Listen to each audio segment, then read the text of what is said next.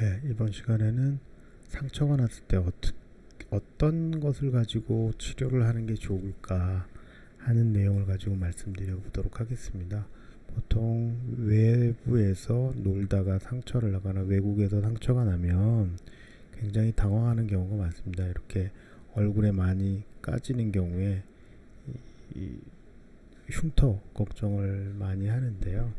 근데 무엇보다 초기 관리가 상처 관리 또 흉터 관리에서도 중요하기 때문에 어떻게 관리하는 게 제일 좋을지를 말씀드려 보도록 하겠습니다.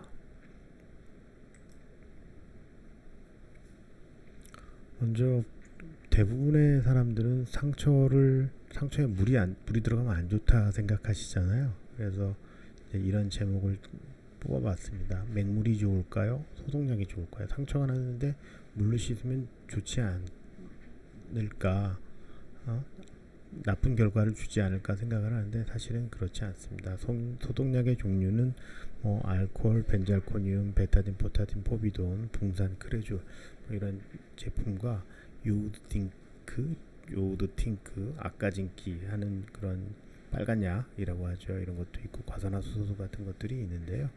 이거는 이제 전문적으로 소독을 할 때 이런 것들을 적절히 사용하면 좋겠지만 이런 게 없는 상황에서는 물이 가장 좋은 것입니다.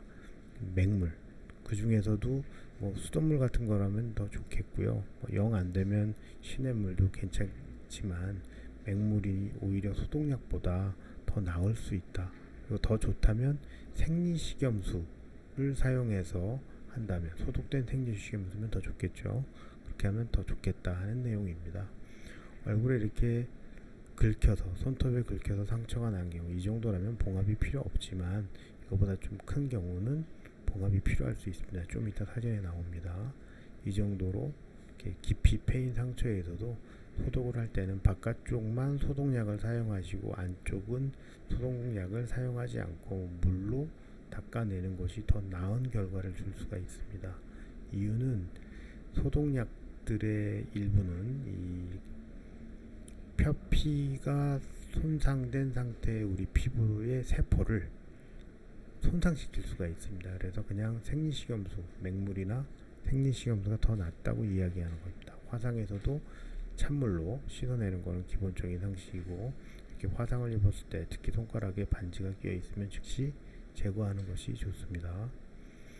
이 어린아이가 바깥에 나가서 시멘트 바닥에 넘어진 분들에게 깊이 패였습니다. 이렇게 많이 패여 있는데 이런 정도라면 봉합을 해주는 것이 좋습니다. 대부분의 병원들은 이걸 봉합하지 않습니다. 하지만 이렇게 많이 갈라져 있을 때에는 봉합을 하는 것이 안 하는 것보다 훨씬 더 나은 결과를 줍니다. 그리고 지금 탈색이 와 있고 사진보다는 약간 흔적이 남아 있지만 봉합을 하지 않았다면 이거보다 훨씬 더 벌어진 그런 모습을 했을 가능성이 높습니다. 상처가 났을 때는 이렇게 탈색이 되기도 하지만 색소 침착이 오기도 하죠. 하지만 대부분은 원상대로 복구되고 다만 이 안에 이물질들이 들어있으면 문신처럼 돼서 색소 침착이 영구적으로 갈 수 있으니까 열심히 맹물이든 소독된 생리식염수로 닦아내 주어야 한다는 얘기입니다. 그리고 이렇게 화상을 입고 발에도 화상을 입고 손에도 화상을 많이 입을 수 있는데 이랬을 때 그렇게 물로 깨끗이 씻어내는 것이 좋다 하는 것이고요. 소독약이 더 좋은 경우도 있습니다. 이렇게 봉합을 했을 때는 수돗물이나 물, 생리식염수보다는 소독약이 더 나은데 이유는 소독약이 조금 더 이 균에 오염되지 않을 가능성이 높고요. 균에 오염되지 않은 물질이 실과 살 틈으로 들어가서 감염을 일으킬 가능성을 좀 줄여주는 것 같습니다. 근데 물을 넣게 되면 이상하게 감염률이 좀 높아지는 것 같습니다. 이유는 아마 몸에 체액에 묻어있는 균이나 이런 것도 원인이 될 수 있지만 어쨌든 물이 계속 들어가서 습한 환경을 만들어주면 이렇게 봉합을 한 상태에서는 좋지 않아서 봉합이 잘 이루어진 상태에서는 소독약을 사용하는 것이 훨씬 더 나은 결과를 줄 수 있습니다. 많은 도움이 되시기를 바랍니다. 감사합니다.